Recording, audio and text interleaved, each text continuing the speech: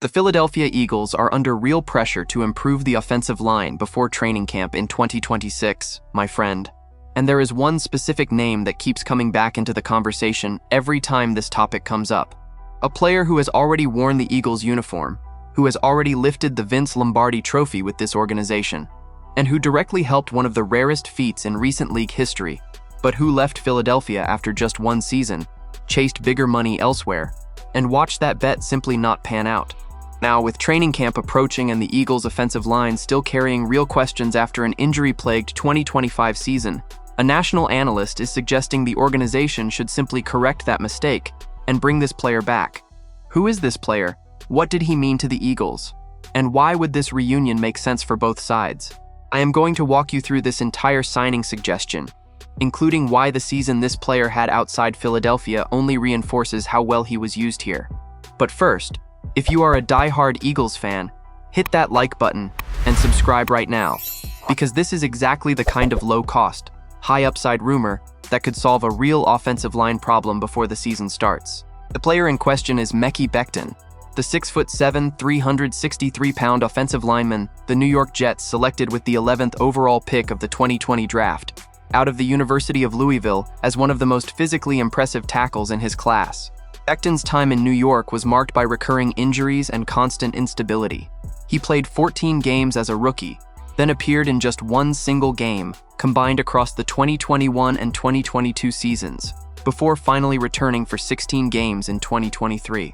When he reached free agency in 2024, the Jets had no interest in re-signing him, and the Eagles offered a one-year contract, along with a proposal that would change the trajectory of his career. Switching positions, moving from tackle to guard. That exact change is what unlocked Becton's true potential. Becton's 2024 season in Philadelphia was, without any doubt, the best of his entire career. He started 15 games at right guard, stayed healthy throughout the season, and was a foundational piece of an offensive line that helped Saquon Barkley become just the 9th player in NFL history to rush for 2,000 yards in a single season. The campaign ended with Becton and his fellow linemen lifting the Vince Lombardi trophy after the Super Bowl LIX win. It was exactly that level of production that led CBS Sports analyst Bryan DeArdo, in a recent article on free agent fits around the league, to suggest the Eagles should reconsider bringing Becton back. According to DeArdo, Becton is just 2 years removed from his best season to date, which happened right there in Philadelphia, and even at 6'7" and 363 pounds, he can still make a real impact in the right situation. And with the Eagles, he could help the franchise bounce back from last year's failed title defense. But what happened after Becton left Philadelphia is exactly what makes this suggestion so interesting to analyze. After boosting his market value with that standout season, Becton decided to test free agency again instead of staying with the Eagles, and signed a 2-year, $20 million contract with the Los Angeles Chargers in March of 2025. The irony is harsh. Becton entered the season as one of the Chargers' top free agent signings, with head coach Jim Harbaugh hoping to build a physical ground game around him. But the season never came together. Becton battled injuries practically the entire year. He missed training camp practice time because of his knee, sat out games due to a concussion and other physical issues, and publicly admitted, in a November 2025 interview with ESPN, that the season simply was not what he wanted it to be.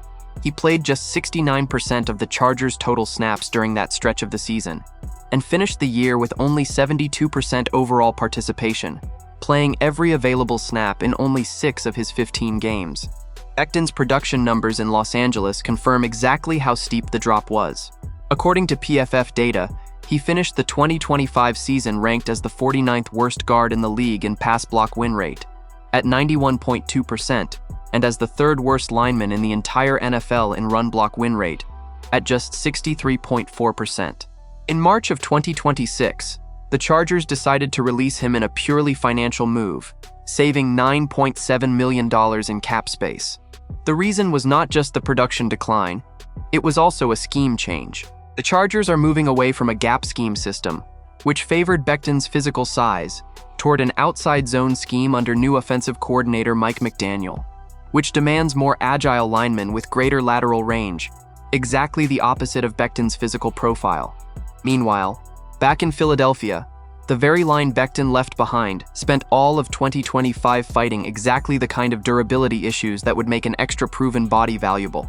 Landon Dickerson underwent knee surgery in training camp, left the season opener against the Cowboys early with a back injury, was ruled out in Week 5 with an ankle injury, and re-aggravated that ankle in Week 14 after the wildcard loss. He told reporters the pain he played through all year was a lot, and, in his own words, shitty to endure. Lane Johnson missed extended stretches with a foot injury, sitting out 5 straight games at one point down the stretch, with Fred Johnson stepping in as the primary fill-in at right tackle. Center Cam Jurgens was also coming off surgery and missed time with a back issue. Only Jordan Mailata went the entire season without missing a start. That is the exact context in which Bleeding Green Nation openly questioned, right after the season ended, whether Dickerson and Jurgens could get fully healthy, whether Lane Johnson would come back right, and whether Tyler Steen was still the answer at right guard. The same uncertainty that makes a proven, versatile body like Becton's such a logical value add heading into 2026. And it is exactly that combination of factors that makes DeArdo's suggestion so interesting for the Eagles specifically. Becton did not fail in Los Angeles because he lost talent. He failed because the Chargers' scheme did not match the type of player he is. The Eagles' scheme, built around a physical run game and gap scheme principles we already discussed in detail in previous videos about Sean Mannion's new system, is exactly the kind of environment where Becton has already proven he can thrive. A one-year, prove-it-type contract, similar to the one he already signed with the Eagles in 2024, would be exactly the kind of low-risk bet Howie Roseman has historically been willing to make, especially considering the Eagles already know exactly how to use Becton the right way. There is also a very specific roster spot this move would address. With Becton gone since 2024, the Eagles' right guard job has been an open competition between Tyler Steen and Trevor Keegan heading into training camp, neither of whom has established himself as a clear, proven answer at the position the way Becton did in his one season in Philadelphia. Bringing Becton back would not just add a body to the room, it would add direct, proven competition at the exact spot the Eagles have not fully settled since he left, giving Sean Mannion's ground game heavy scheme the kind of physical anchor at guard that a Steen versus Keegan battle has not yet guaranteed on its own. Here is the bottom line. History does not automatically repeat itself in professional football, and there is no guarantee that a reunion between Becton and the Eagles would produce the same results as 2024. But the precedent already exists. The Eagles already took this exact player, with this exact history of injuries and inconsistency, and extracted the best season of his career from him, along with a Super Bowl ring. With the offensive line still a real area of concern for 2026, and with Becton available on the market after being released by the Chargers, this would be a low-cost signing with a historically proven ceiling.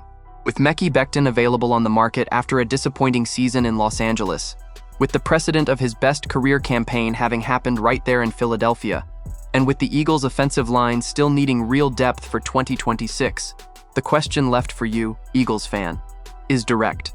Would you like to see the Eagles bring Mekhi Becton back before training camp? Or should the organization trust the offensive line group it already has on the roster? Drop your opinion in the comments. Do not forget to hit that like button and subscribe to the channel. I will be back later to keep you updated with the latest Eagles news.